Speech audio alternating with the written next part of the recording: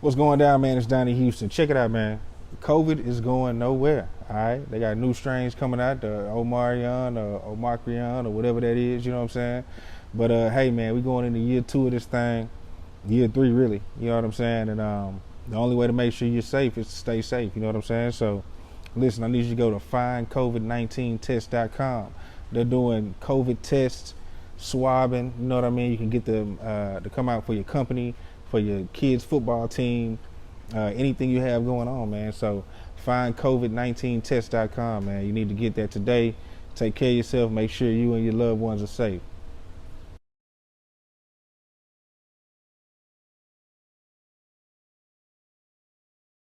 Yeah. Man, before, I don't want to talk about P.W.A yet, because y'all had, how did y'all get Tasha from Thuggish Ruggish Bone on Live Your Life? Ooh, that was an accident, bro. Like we was matter of fact, Mike Dean, Mike Dean was mixing everybody's shit. So we was mixing that album in LA. We was in the Enterprise Studios in LA. So we was like, man, we want somebody to sing this shit over. And he was like, oh, I know Tasha. You want to call Tasha? We was like, who is Tasha? It's the Thuggish Ruggish Bone. I was Hmm. like, hell yeah. Hmm. Man, she came through. She was cool as fuck, bro. Did that shit, man. What was the name of that song? Mamas used to say. Mm-hmm. Yeah, Mama Live your used to life. say. Yeah, Mm-hmm. live Live your your life. life. Yeah. Yeah. She came and killed that, man. That shit was live, bro. That shit was live. Man, okay. And And we then ended up doing one with one of them bones. What's his name? Fucking, I can't even think of this nigga name. We Flesh did and Bone. Flesh and Bone. Yeah, Mm-hmm. yeah. Mm-hmm. Yeah, man. But then y'all do that P.W.A though, man. And That that. P.W.A, man, that shit was crazy how it came together, bro. So every time we had a studio session, I used to have this tablet and shit. I just write down a bunch of ideas and shit, just like so. If we hear a beat we like, we can maybe one of these ideas they might work. So I used to bring that tablet all the time, and I just pass my tablet around to Double O and Low Life and be like, man, y'all, here goes some ideas, man. Let's see if y'all like one. So Double O was reading, he was going down the list, and nigga say pussy, weed, and alcohol. Boy, you crazy, man. I was like, man, I think that bitch will win, man. We got to do that. They was like, oh shit, okay, skip past it. We came up with another idea. So it was that time. It was like, man, I want to do this song, man. I want to do this song. So I'm sitting on the porch with my partner Red Boy.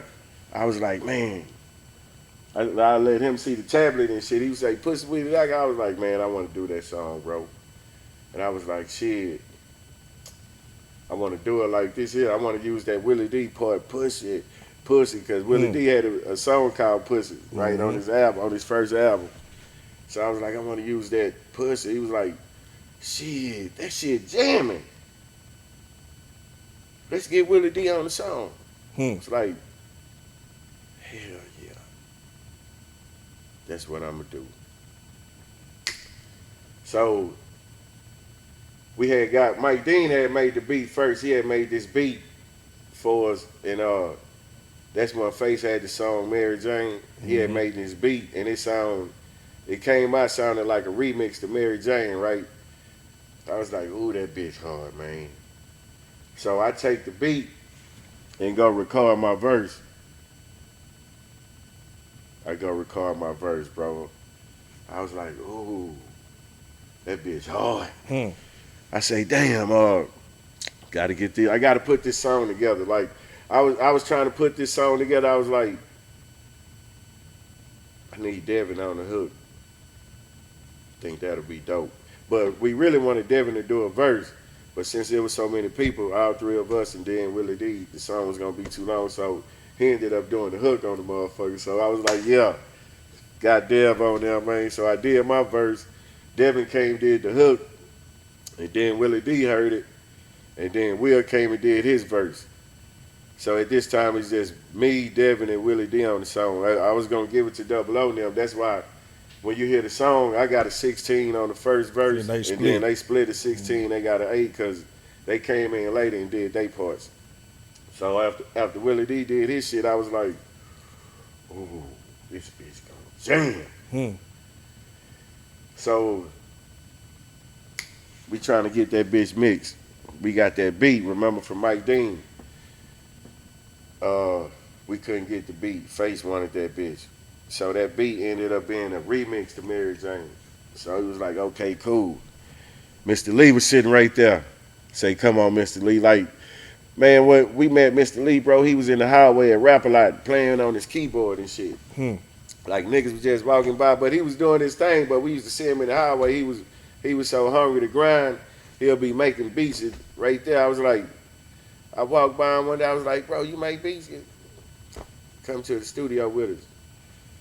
He came to the studio, we started cooking up with Mr. Lee, man. We did a bunch of shit with Lee, bro. And then after that, man, that nigga started branching out, doing a bunch of shit for everybody.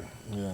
So Mr. Lee was in the studio at that time, and then the homeboy JB, R.I.P. to JB, he was a bass player Mr. Lee knew. So Mr. Lee heard the song and he came up with the beat, man, right there on the spot. I was like, oh my God, this bitch jamming. Woo, it was a feeling, bro. It's like, I done recorded a bunch of songs, man. It's like a certain feeling you get when you record a song that give you that, ooh, this bitch jamming, man. Oh. So Mr. Lee did the beat, and then we had JB come in with the guitar parts. That's where you hear at the end. Yeah. JB came in there and iced that boy with, oh, man. I got the cassette tape, and I was in the car just jamming that motherfucker. I stopped at a gas station. I listened to it, man. I just started smiling. I say, this bitch gonna win. And I was like, nah, it ain't gonna win. We doing too much cussing. Yeah. So when the song came out, they was loving that bitch. And somebody say, let's do the video. And then somebody say, let's do a naked part 2. I was like, shit, let's do it. We at this house, man. I think it was in Richmond. It was the same house they shot that movie Powder with the dude, real white dude. Like, yeah, it was the same house they shot that movie, man. So we got all these chicks out here, man. I'm like, man, let's get to the naked part. You know what I'm saying? I'm trying to see what's gonna happen, man. So shit, everybody just started getting naked, man. And shit, I was like, okay. I was smoking and drinking. I was like, shit, that shit funny. That video, man, I hate that fucking video, bro. That shit funny as fuck, it's a bro. wild time. And then y'all did it again with the P.W.A video. Yeah, but look, this P.W.A video, like, we had the clean version and the dirty version. And we had them on VHS tapes. So we just pass them out. Man, this one nigga, I can't even think of this nigga name. He was making little mixtapes, little video mixtapes and shit. And he had the video on there, the naked version. And he was selling the motherfuckers. So we go to the Capitol Beach party that year. Everybody got it on the screen. Everybody got it on the screen, man. I was like, oh, shit. This bitch jumping. Oh, boy. Hey, that year, that Capitol Beach, man, that bitch was so loud, man. How did that change for y'all, though? Because y'all went from, like, you know, trying to, like, earn y'all spots, so, you know what I'm saying, quote unquote, you know what I'm saying, at Rap-A-Lot to where it's like, shit, I got a real live smash now. Yeah, man, that motherfucking song took out, bro. And every time we performed it, I seen the power of it. I was like, shit. Even though we had other songs they liked too, you know what I'm saying, like situations. We always try to have something to talk about with the situations, you know, and songs like that. Mama used to say, you know, classics, yeah. So, man, that song took off like crazy, bro. We went around the globe with that one. That bitch still jumping, bro. No, I was telling somebody, I don't know, might have been when I did Low. I still play that to this day. I can play that to this day, and it's gonna get the same reaction of like when I first heard it. Yeah, man. I had talked to Do It one time, man. He told me, he was like, man, you know that song is like probably one of the only songs from Rap-A-Lot that get played in the club. If we talking about from '90s Rap-A-Lot era, yeah, possibly, yeah. I was like, dawg, I ain't never think of that, cause I still hear other shit, but I hear that shit a lot. Nah, but that one though, still like once you get into that mix of records, like you slide that in there, it's gonna still go. Yeah, man. Shout out to Drake for using one of my lines saying Lil Wayne said that. Wayne ain't said shit. Shout out to Wayne too, but yeah. Yeah, Drake, shout out to you, man. Yeah. Yeah, Wayne ain't said shit, nigga. I said that. For real. Pussy, weed and alcohol seem to satisfy us all. Yeah. Yeah, Wayne had a little bit of it. There's a lot of people used this shit before. Yeah. So one of my partners called, he seen the WAP song, right? When that WAP came out with Megan Thee Stallion, he was like, bro, that's P.W.A. It's just, they just remixed the letters. I was like, oh, shit, that's deep. You know what I'm saying? So it's all love, though, man.